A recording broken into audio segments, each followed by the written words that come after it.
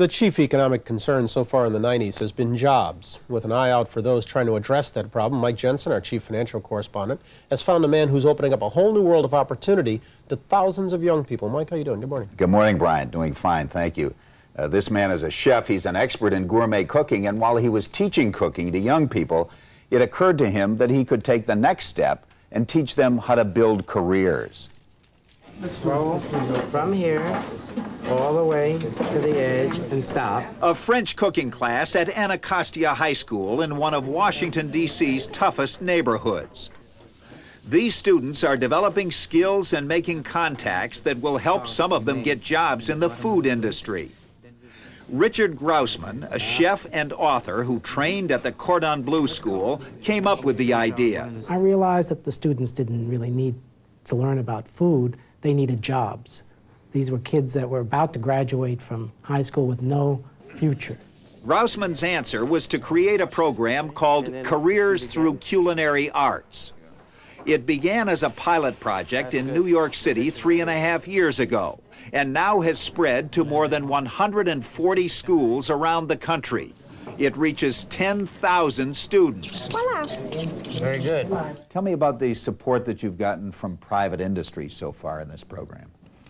We've had tremendous support from a handful of manufacturers to give equipment and products to the schools. Everybody see the souffle before it goes down. Grausman begins by training home economics teachers, using the cookbook he wrote as a text. I went home last night just elated about what I had learned and ready to pass it on to the kids at school. Wash off my hands. Grausman then visits the classrooms. He brings people like Patrick Clark.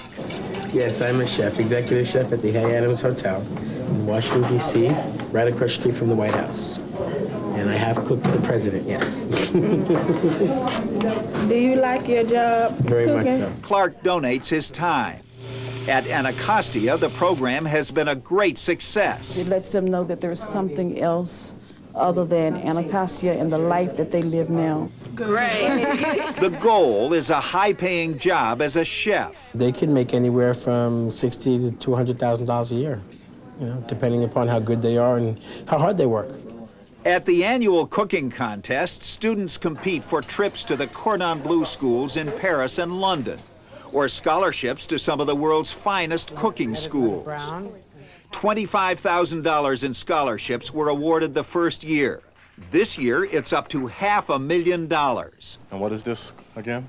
This is the loin of the venison you're lifting. Jerome Brooks won a $45,000 scholarship and a 3-year apprenticeship at Washington's Vista International Hotel. Make sure the sides are always clean. I saw that I can do this, and that not many young black males think that they'll be able to have a challenging career.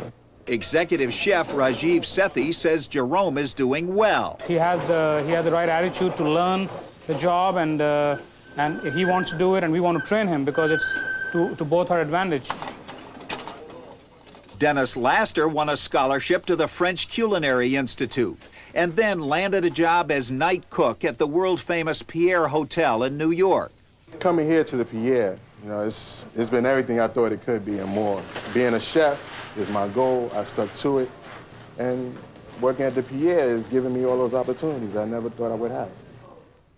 Richard Grausman is showing these young people that a career in food service doesn't have to begin and end with making French fries in a fast food restaurant. There are some wonderful jobs out there, Brian. And they do this in conjunction with the schools? Yes, one of the biggest problems was to cut through the bureaucracy of the schools. He began in New York City. They're operating in 5 different states now. They're beginning to get some foundation funding, so it's really beginning to take off. And plus which, it's a time-proof business. People are always going to eat. You know, you're one of the best at that. Thank you so very much. Mike won't be with us many more times after this. No. See you, Mike. Have a great week. So I'm Brian. We're back in just a moment with Robert Conrad. First, we'll take a break. This is Today on NBC.